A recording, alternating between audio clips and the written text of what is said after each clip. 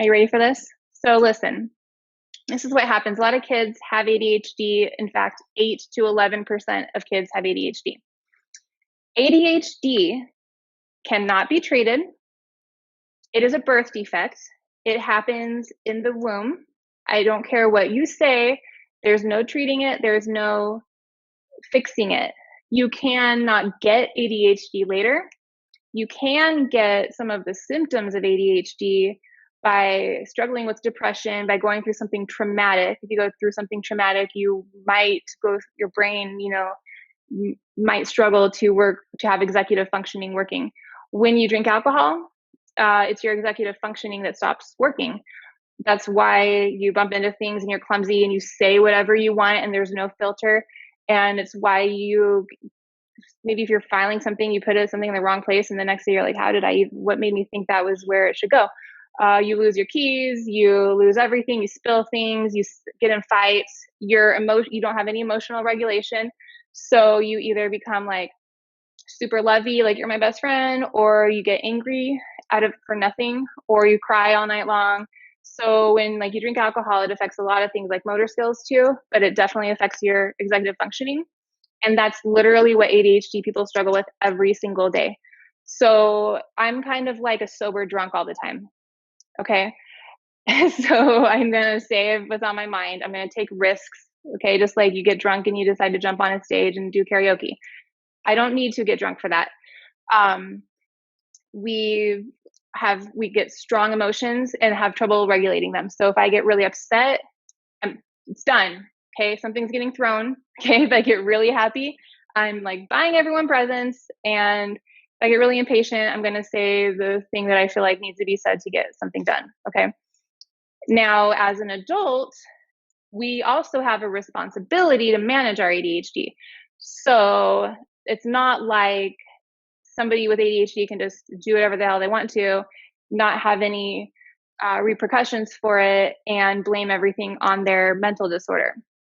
No, but at the same time, because it is a disability, legally, it is a disability. And when we make mistakes, there needs to be more understanding. There also needs to be accommodations made, because people with ADHD are absolutely never going to fit into the system that 96% of people fit into, because they don't have executive functioning disorder. So instead of trying to fit a square peg into a round hole, we need to create square holes. That's the only way people with ADHD will succeed. Okay. So time management issues, organizational difficulties, yes, all of those things. So when I look back to me as a student, I was never, two other myths are that ADHD is a learning disability and that it's a behavior disability. Neither of those are true. It is just executive functioning. And there's a lot of things that people say, like why the brain might not develop that way. I don't know exactly what's true, but the one that I have found to be the closest to seeming like medical information that might actually make sense is that because when you have the frontal cortex, the rest of your brain, they're not talking to each other. So while you have all of this knowledge back here, and a lot of knowledge because you have no filter to process it, and you're taking in everything from the world, which makes you highly intuitive, it's not talking to the front of your brain to say, how should I best organize that stuff? There's none. Okay. Other people, it's working together. Maybe it's slower or maybe it's faster, but those two pieces of the brain are talking to each other. Ours is not, unless we have a stimulant, and then a stimulant triggers the middle part and your brain starts talking to itself. Okay. So this is why a lot of people with ADHD self-medicate with stimulants like caffeine or energy drinks, and even harder stuff like drugs or alcohol. A lot of people with ADHD use alcohol because they feel like if they use something to lower their executive functioning, then it's because of that they're forgetful and clumsy and silly, and it's easier to make an excuse for somebody that has drank than the front of my brain just doesn't work. Okay. So on top of that, Um, See, I'm kind of like forgetting what I'm saying, which is fine. That's just how I roll.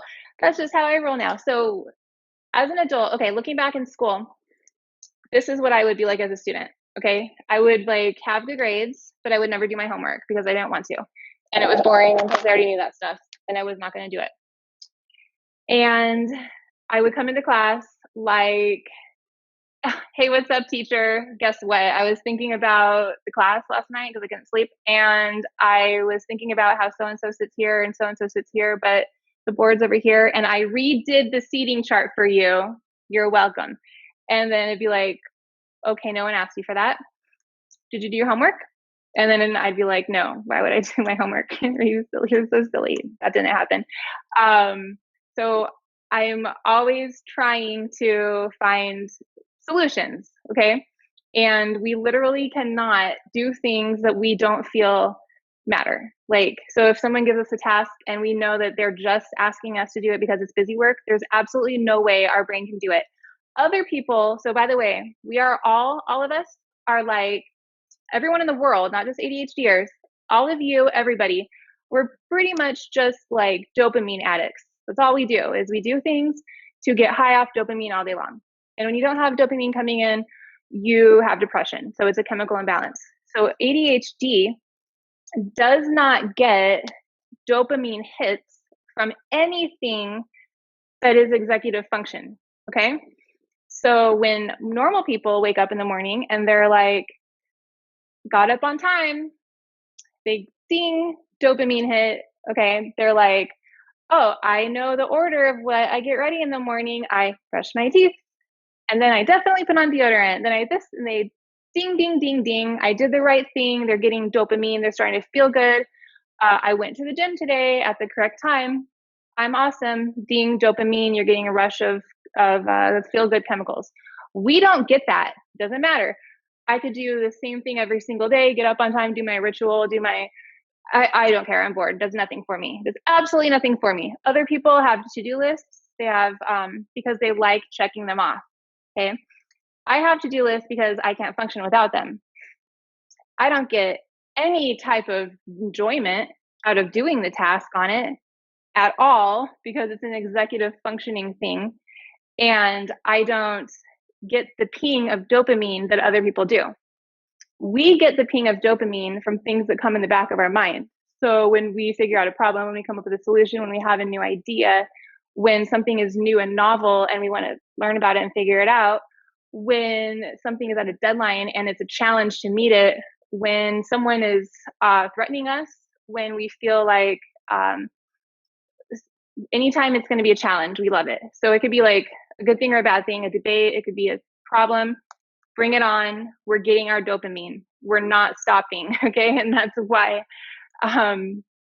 why most of our amazing minds, like top problem solvers, have ADHD.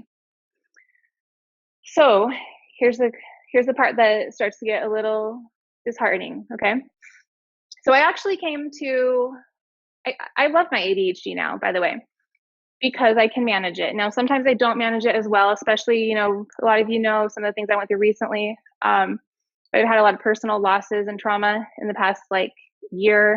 And when ADHDers have their stuff together and they go through trauma or they like get a completely different change of environment, it can like just collapse again. So I have been like going through that a little bit and trying to keep focused and keep like my ADHD in check. Okay. So yeah, it's still a struggle and it's never really going to be like perfect. Right. But, I wouldn't change it. I would not give up my ADHDness for any type of executive functioning. I wouldn't trade it for all the executive functioning in the world. It's my superpower. And I start to learn how to live with it and how to work with it, okay, to turn it into a positive. So then as I started like learning about myself and how to get things done and how to accomplish things, and then I started to feel like I could do anything. Honestly, I was like, I think I could do anything. I'm going to run for office. And I don't know how I'm going to win, but I know I'm going to win. And that's just what's going to happen. And even though there was 9 people in my race and some were politicians and they all had a lot more money than me and everyone hated me, I still won that. And then I won the general election.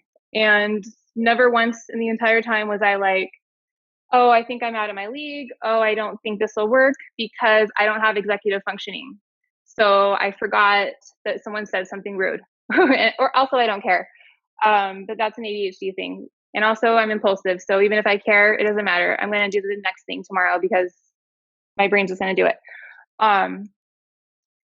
So it can be a superpower. So if we have, so by the way, kids, about 8 to 11% of kids have ADHD, right? But it is either a neurological, they're either neurologically slow, they're not slow, but the part that connects the two parts of the brain is slower to develop. So they are still delayed in their executive functioning. And if that's true, then they only have ADHD as a child, and their executive functioning comes out between like 12 and 16. That would be like they grow up and they can figure out tasks and stuff.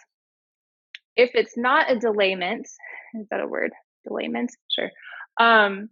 Then it means that you just don't have it. But there's no way to really know unless it runs in your family. So when their baby is in their womb, around month 4 is when the brain starts to develop. The spinal cord exists already, the things, but when the actual brain and all of the complexities of it start to develop, if there's already a stimulant going in, then there's nothing to stimulate that brain. Okay. And think about like all the kids that have ADHD right now. It was around like the 70s or like the grown-ups. It was around like the 70s and the 80s that smoking got really popular. So it is thought, and I believe it, that smoking during pregnancy causes ADHD. And other people have other theories. There's not weird. I'm not gonna, knock on anyone's theories, but different types of like evolution theories. But when it comes down to it, they've done a lot of case studies on mice, and when they give cigarette smoke or cigarettes to mice, like 98% of them don't have executive functioning. They can't figure out how to get out of the maze or sort the things or find the cheese or whatever it is. So to me, I feel like it is caused by that. And then from there, then it becomes genetic. So it's highly genetic as much as height is. So if most grownups get diagnosed because their kids do, okay? So there's 8 to 11% of kids. Some of them will realize it was just a slow delay, slow growth. The other ones nothing changes and you have adult ADHD because it doesn't go away, okay? So some people think ADHD gets cured because they didn't really have it. They had a delaying, okay? So the ones that still have it after through their teen years have adult ADHD. And that's about 4% of the adult population. So 4% of the adult population has ADHD, okay? So tell me why up to 50% of our prison population has ADHD. Anyone?